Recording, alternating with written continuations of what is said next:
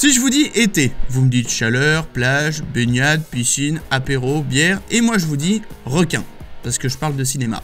Pour ce mois d'août, en effet, je me suis dit que ça serait bien de vous parler d'un film de requin. Pourquoi de ce genre de film en particulier? Parce qu'on associe pas mal de films de requins à l'été, tout simplement parce que beaucoup d'entre eux sont sortis pendant l'été. Jaws a ouvert le bal en 1975, suivi de Peur Bleue, de 47 Meters Down, ou encore de The Meg jusqu'à récemment. Alors évidemment, vous connaissez très certainement ces films, que ce soit en bien ou en mal, et évidemment, je compte vous en présenter un qui n'est pas un film inconnu, certes, mais qui sort du lot d'un point de vue cinématographique, The Reef. Si je vous présente ce film plutôt qu'un autre, c'est déjà parce que je n'ai pas envie de vous parler d'un film qui se contente de surfer sur le succès de Jaws, mais d'un film qui a son identité propre et des idées de mise en scène cinématographique.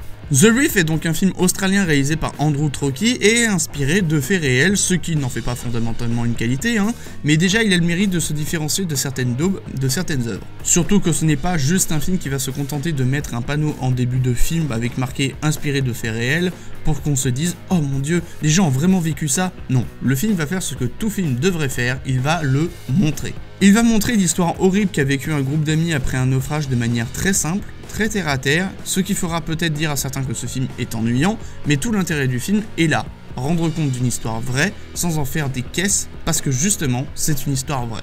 Donc il faut que ce soit crédible et vraisemblable. Donc attendez-vous à une mise en scène sobre, un casting assez lambda, sans superstar et un scénario avec des dialogues simples car le but n'est pas de vous faire fantasmer mais de vous raconter une réelle tragédie qui a bel et bien eu lieu. Pour voir ce film, toujours de manière légale, sachez que vous pouvez le trouver en support physique, sur Canal VOD en location et aussi sur la plateforme Shadows. Si vous connaissez pas jusque là, c'est une plateforme lancée en mars qui propose des films de genre, à savoir fantastique, horreur, etc.